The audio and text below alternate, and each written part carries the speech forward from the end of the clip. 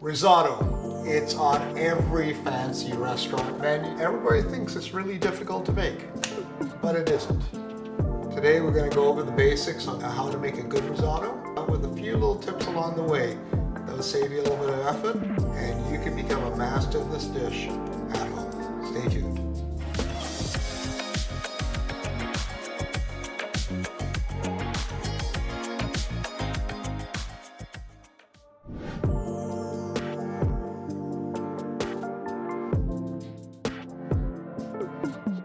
Greetings everybody, Brian Singh here from Brian's Table, and today we're going to be making a lovely risotto. You're going to learn all the basics that it takes to deliver a solid risotto that you can enjoy at home on a weeknight or for a special occasion. But you can also realize that when you go to a fancy restaurant, what you're getting in their risotto versus what you're going to be making at home. Risotto is actually a home meal in Italy. So why not make it wherever you are at home? And this is the basic principles of understanding how to cook onions, how to add your rice, how to use stock, and how to add additional ingredients. We're going to go over all that. Keep in mind though that every culture, anywhere you go in the world, wherever there's rice, there's always going to be some sort of sloppy or seasoned rice dish. If you go down to the Caribbean where I'm from, they have pilau or rice and peas. If you go to India, there's biryani. If you go to China and other Asian countries, you'll get congee. So risotto is really not that different. And we're going to make sure that you get some of those techniques down so that way you can master this at home. Let's go to the ingredients.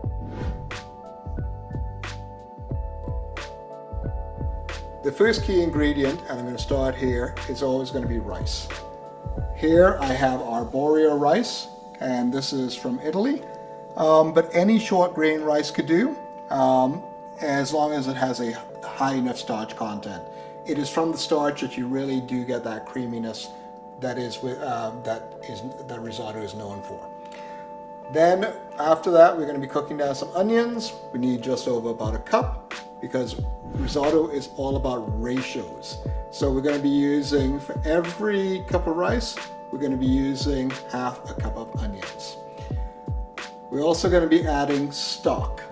And I have some homemade chicken stock from the freezer, and I also going to supplement it with some of the broth here that I picked up at the supermarket. When it comes down to the ratio that you need for risotto, for every cup of rice, you're going to need between 3.5 to 4 cups of stock. You can make this vegan or vegetarian friendly by using vegetarian stock. There's now regularly mushroom broth that is available at your grocery, so give that a go. The one fat that we're going to have a concession on is we're going to have a lot of butter in here. Typically risotto calls for every cup of rice you use, you're going to use about 2 tablespoons of butter. I usually use about 3 because I do like that additional fat and richness to it. We're going to be also adding to the stock to up the mushroom flavor here. We're going to add some dried porcini mushrooms. This is one of my workhorses of my kitchen. They add a lot of umami and add a beautiful lots of beautiful flavor on your palate. In terms of spices, we just got some white pepper and some nutmeg. Traditionally, people add nutmeg at the end. We're going to add it during the cooking process. Obviously, we're going to be using some salt and some olive oil. The olive oil is going to be used for the cooking of the mushrooms. We're also going to be using a bit of white wine. I have a lovely white wine. I know, leftover wine. What's with that? But it's a beautiful Chardonnay from the Jura. It has a few qualities I think that will work really well with this because again, northern Italy, where risotto originates from, because of the rice fields within central Italy, you got to think about the dissemination of that rice in terms of how the different styles of risotto emerged. But if we're going to go up to the Alps, this is on the other side of the Alps. I feel that that's well within the wheelhouse of a good pairing. I'm going to use mushrooms. I'm just going to use your regular white button mushrooms, and I'm also going to use shimiji mushrooms. You can pick this up at any Asian grocery store, but most grocery stores have it now. For about $3 to $4, you get a lot of punch, and they just look really good when you serve them. I have some fresh peas I've saved from late summer.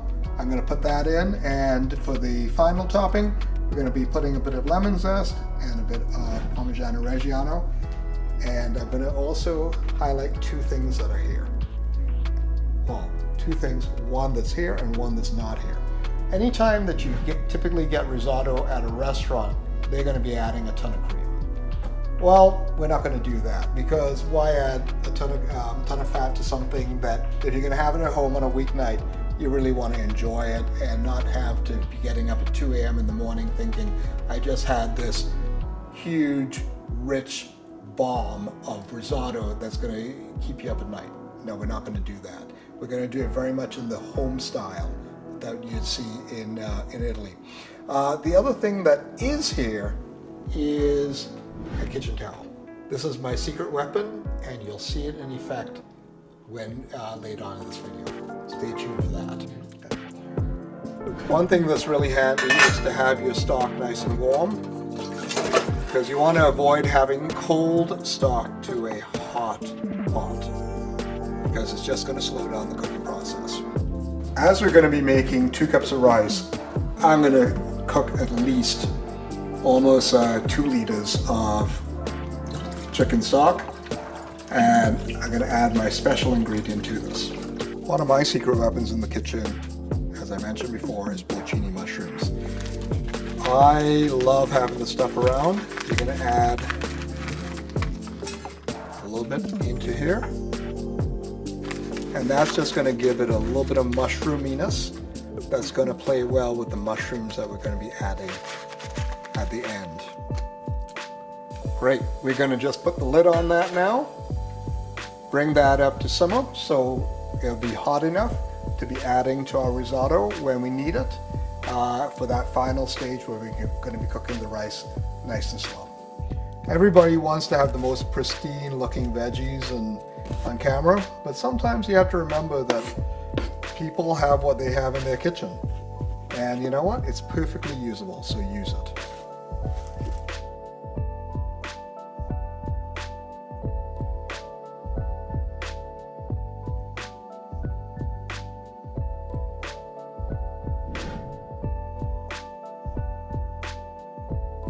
Recipe calls for a cup of onions, but I'm just going to put about 1.5 cups, and I'm going to use the rest of it in another recipe.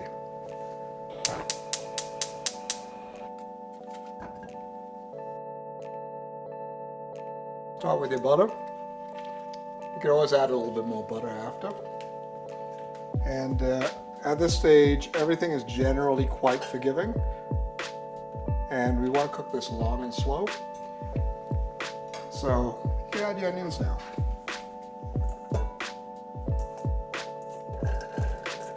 And to help draw out the sweetness, we're just going to add a little bit of sea salt.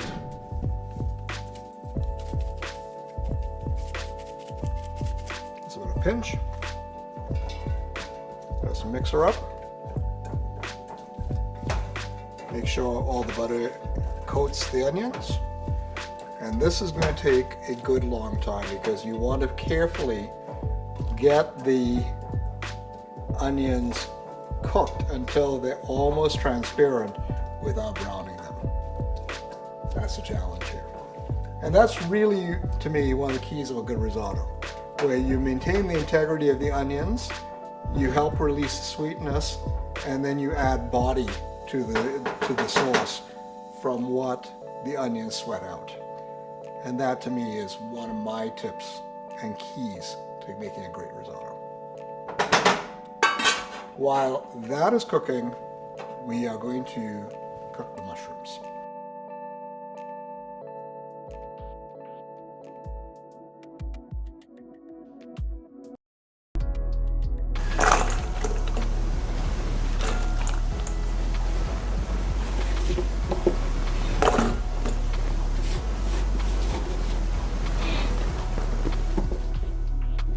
Voila. Let's go to the stove. Let's check in on our onions. As you can see, they're not quite transparent as yet. That's still got a ways to go.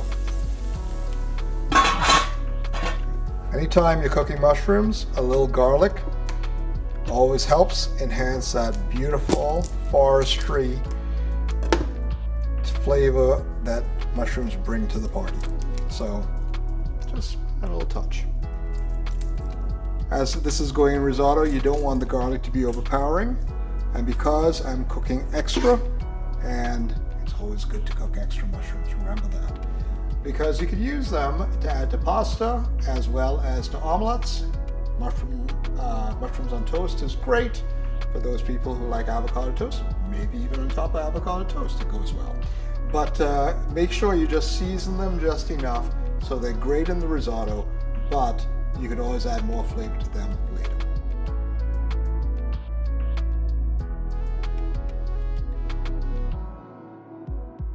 What do we do with the other half of the butter stick? We add it to the pot here that we're going to be cooking the mushrooms in. Let that melt.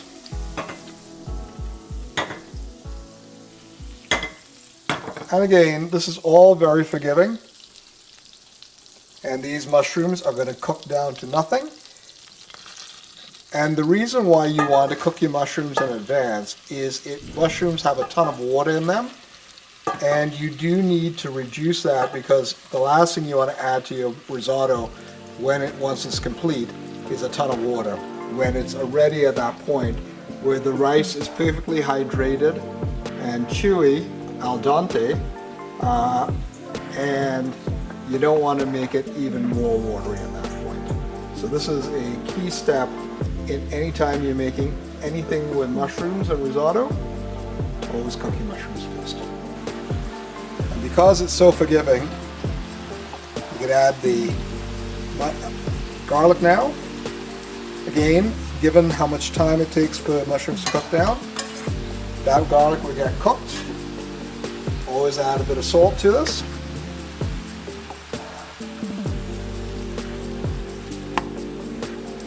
Up the umami and draw that flavor. And last thing, a few twists of pepper, black pepper this time, because it's going in the mushrooms and the mushrooms do need to be seasoned. So let that start to sweat out a bit and let the heat and physics do its work. There's 2 cups of arborio rice.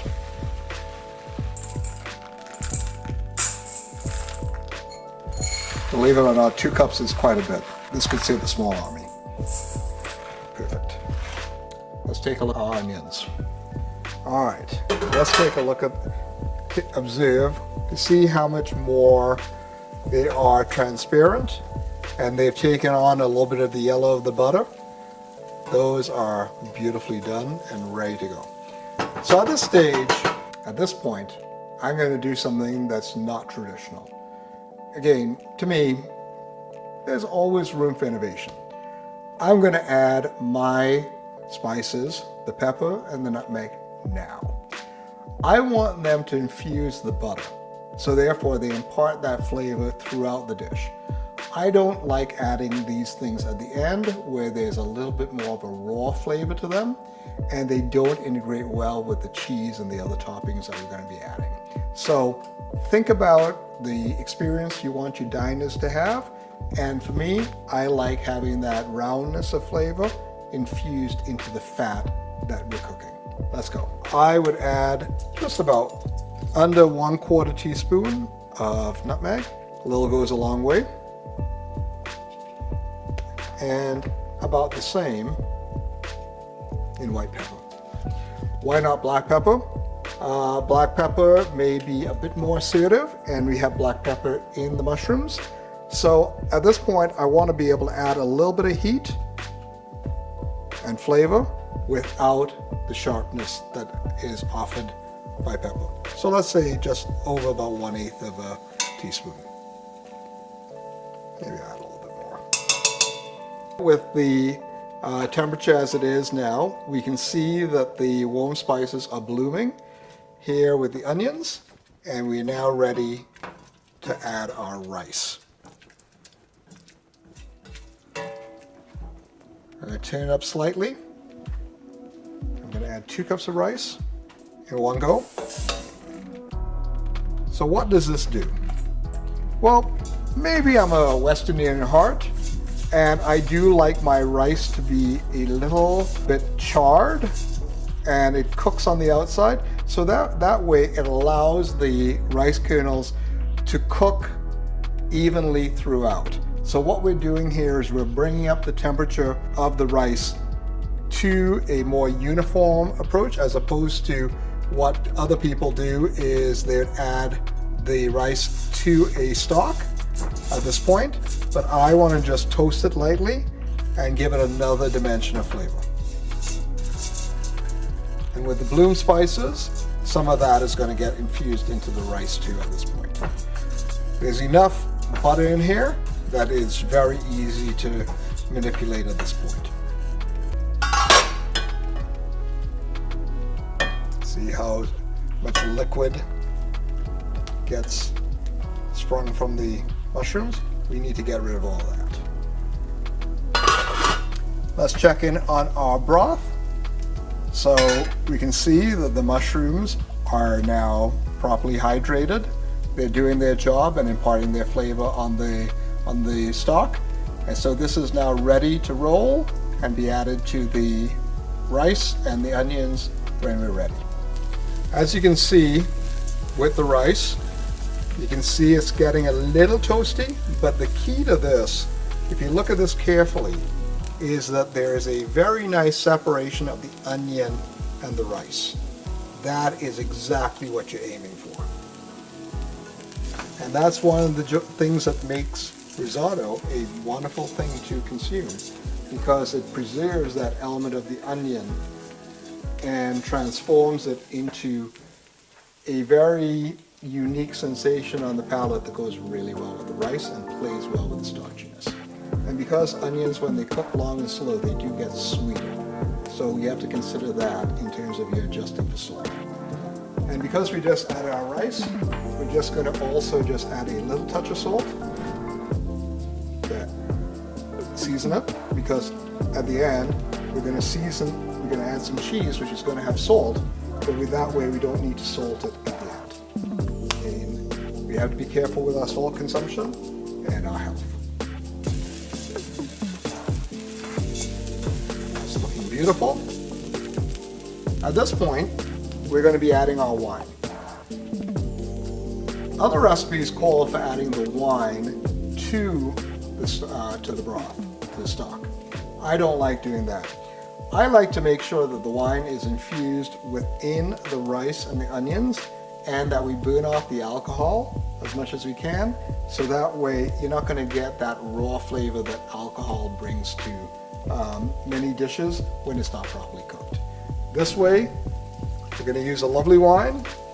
Use about a cup of it, maybe a bit more.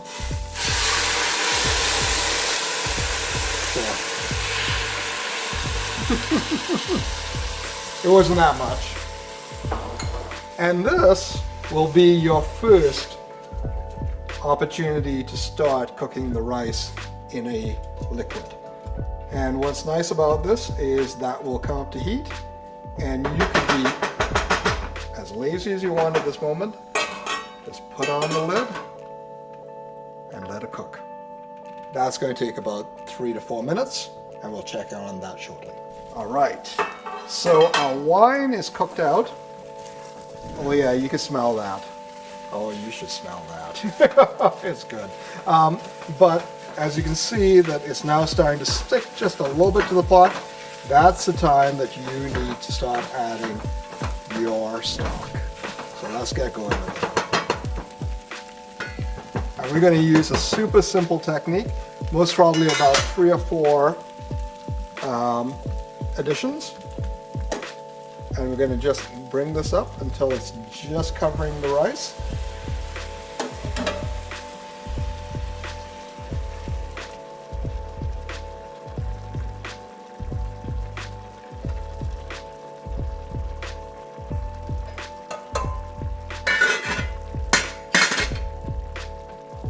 And try not to get any of those porcini mushrooms in here. So another option is just to skim it out. But as you can see here, that's now starting to look like a risotto. And I want you to really look in there past all the steam and notice how creamy that sauce is becoming. So you're getting all of the remnants of what the onions brought to the party, you're getting the starch activation off of the rice, and you're getting the liquid now starting to help with the emulsification that gives that creaminess to the risotto. Let's let that cook. Not quite ready yet, still springing, still a lot of liquid in here, but it's getting close. And your goal here is to get this nicely fried to the point where it's just a little toasty on the outside, and there's each of the mushrooms pieces are individual entities and not sticking to each other. All right, so that water's absorbed. We're ready for dump number 2 of our stock.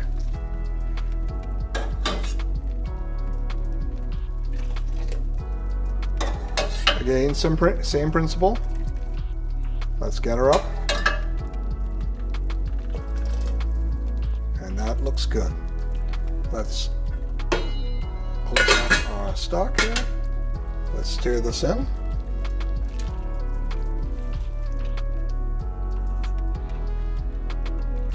Great. All right, now let's let that absorb nice and easy, slow.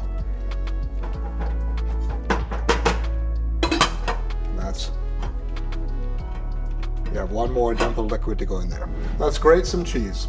Let's use the real stuff, the Parmigiano Reggiano, because that is the soul of Italy. And again, you could change the cheese and you can change the character of the risotto. This is one of the beauties of risotto. You can change the wine to add a new flavor. You can change the stock. You can change the rice to farro.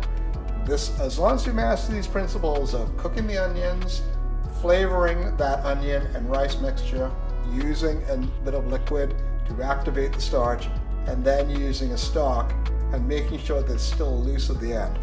That's all you need to do with risotto. And with the cheese, what you can do, as the Italians do, is put it on top at the end, or you can integrate a little bit into the risotto. And if you did want to keep it dairy-free at this point, well, too late because of the butter. All right, but if you did use a vegan butter and you are using vegan cheese, the vegan cheese would be a better addition towards the end. But let's grate some cheese, and the basic rule of thumb is most probably about a quarter cup of Parmesan for every 1 cup of rice. So again, using those ratios to your advantage. There you go, we're done. Again, I always grate a little bit more than I need, because you can just put it in a container, keep it in the fridge, put it on top of a salad, on top of soup. Great way to use up grated Parmesan. Nice little tip there. The mushrooms are getting nice and darker brown. You can see them starting to change color. Starting to become a little bit more of a separate mass, separated within the mass, and that's still got a little ways to go. I'm going to test the risotto to see how much further we have to go. I know the statistician in me finds it appalling that we do a small sample on a spoon to test the entire pot, but you know, it's all about everything cooking at the same time. All right.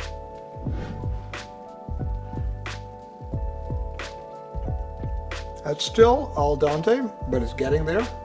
If you notice, the rice is plumped up beautifully. It's got a toothsomeness, and the grains are large. So I'm going to add some more stock at this time.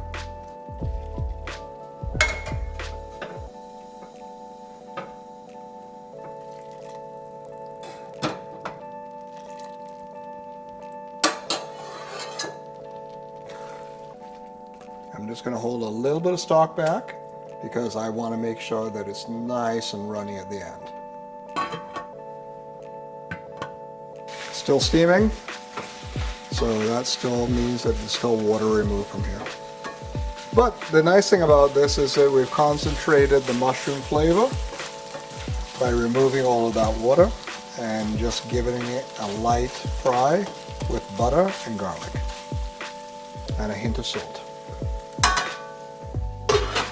Let's get the camera in close here so you can see what risotto when it's almost done looks like. I want you to focus on, look at the size of those grains compared to when we started. That is there, they're beautifully al dente. They have a nice toothsomeness to it. Just a little hair of white on the inside of the grain. But that means that we can add everything else now and add a little bit more stock and let this come up to temperature. I'm adding the peas that I had from my freezer. They have come up to temperature, so let's stir those in. Peas add a beautiful earthiness and just richness. And one of the things that we learn in science is that rice and beans is a complete protein. So that's one of the reasons why risotto works so well. I'm also going to add just a touch of cheese, just so that way some of that richness could penetrate the rice, and save the rest for the topping once we're done. And the last thing that we're going to add now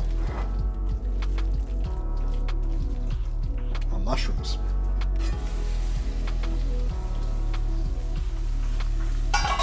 It's quite amazing how quickly everything just comes together at the end. Beautiful. Let's just add a ton of those. And they're going to bring the lovely forest floor funkiness and umami to this dish. Make it a true mushroom risotto. Let's stir it in.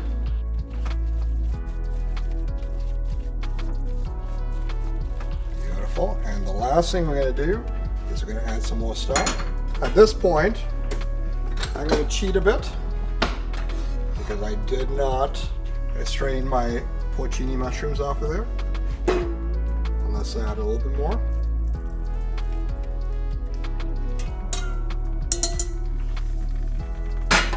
And I'm going to give you one more critical technique. So let's now mix this.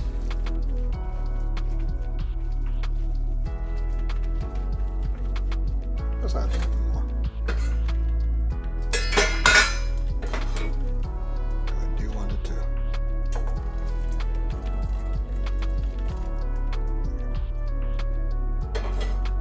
For this final stage, you just want to get it a little of the stock up. You see the beautiful mushrooms and peas there. And remember, at the beginning of this video, I mentioned something about a kitchen towel. Here's how we're going to use it. Here's what we have, and what we want to do is to rest this over here like that. Put the lid on and leave it like that. As it cooks down slowly for another couple of minutes. So what this does, risotto is steaming still. And one of the problems at this point of when you have that beautiful starchy balance with the peas and the extra stock in there now, is that the water that drips back down from the lid creates a gummy texture. So when you put this kitchen towel in, and thank you very much Guido, my friend from Bologna, who showed me this technique, what this does, it absorbs all of that water that would drip back down into the pan and ruin the texture of the risotto. So this is the final step that you need to master, and it's very simple, and it does exactly what you want to maintain the integrity of the dish. Let's take a look at our risotto. All right, so the towel is moist, but take a look, the steam is coming off of here. And because we have a bit of dairy in here, take a look. That is a beautiful consistency and creaminess, which is what you're looking for, while at the same point, none of that water is dripping back down in there and adding more moisture to what you're looking here to actually reduce the amount of water in here to give you that pleasing texture. Let's go to the plate. Our risotto is complete, and as you can tell, it's got a creamish texture, but you can see all the individual grains, and it's studded through with some beautiful mushrooms and peas. And if you look carefully, you can see some of the onions remaining. So I'm just going to put this on my plate here. I put the risotto on a washcloth here because I want to show you one thing. Let's get in close here. You want to be able to see your risotto spread. If you notice, there's in a clump and now it's spread out evenly across the plate. That's beautiful. You could dress it up here with a bit of cheese. And if you wanted to at this point, before you serve it, you can add a bit of cream, stir that in for some added richness.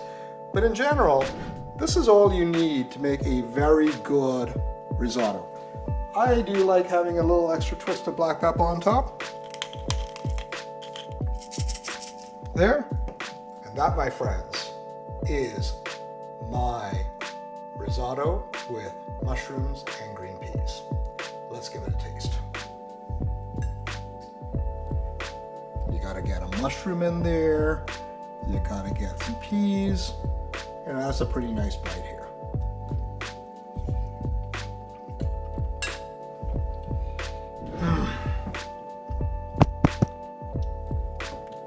That's really good.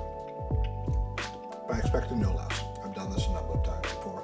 And now you can. I hope I've demystified this dish for you. Risotto is really a home-cooked meal. Think of it like that. Do not be intimidated by it. It just takes a little time, planning, and a bit of patience. What is your favorite ingredient in risotto? Or where did you have your favorite risotto? Let me know in the comments below. In the meantime, let me know if you try this recipe and how it works out for you. And again, thanks for watching. If you like what you're seeing, hit the like button and please subscribe. And in the meantime, go out there, taste the world. It's important that when you taste it, you can taste every ingredient. I could taste the rice, I could taste the onion, I could taste the mushroom, I could taste the peas. This is one of the most important principles of Italian cuisine. You can taste every ingredient. And when you get a risotto, when you can enjoy every ingredient, get that creaminess, get the starch properly emulsified with the stock, it's a wonderful sensation. Enjoy. This is a fantastic foundation where you could add more things to it. One of my favorite things to add to this is sometimes just duck. You pan-sear duck breast, slice it up thinly on top. Bob's your uncle, delicious. If you want to add a piece of salmon, dump that on top, you got a wonderful meal. I like also serving it with a bit of microgreens and a drizzle of olive oil to add a little bit more richness. But if you really want to take it up to a whole new level, go and get some fresh truffles. I know we could discuss the affordability of that, but if you have a nice dinner, a simple bit of truffle, a good quality truffle oil would also do the trick. Again, changing the variables of a risotto, you're going to you're going to create new options and opportunities to enjoy this dish in new and creative ways. I think duck will go really well with this. I'll serve this with nebbiolo. Even grilled, some lamb, some nice lamb leg. I'll go really well with this. The other wine I would think about pairing with this is maybe a Pinot Noir to play off of the mushroom here. But staying within the region here, northern Italy would give you so Piemonte, even going over to Veneto and giving something like Amarone a try, or a Passo, that will go lovely with this too. I'm going to enjoy this for dinner tonight, and so should you.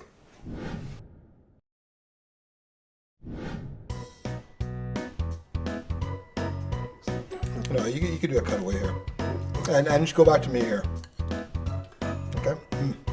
I think I'm going to eat this whole thing right now.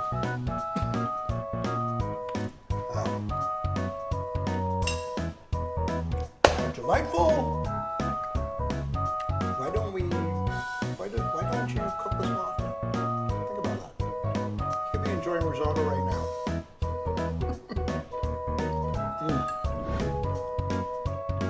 can taste that separation. It's not gummy. And you can taste every ingredient. This is something that's very important to Italian cuisines. Sorry. This is something that's very important to... Okay.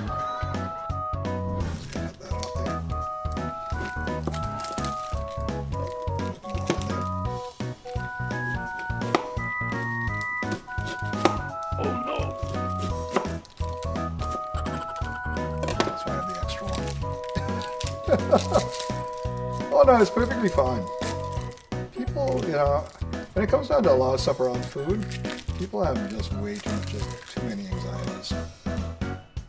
Isn't that funny how they know the recipe calls for 2 cups, and look how much is always left behind. Come on, manufacturers, you can do better.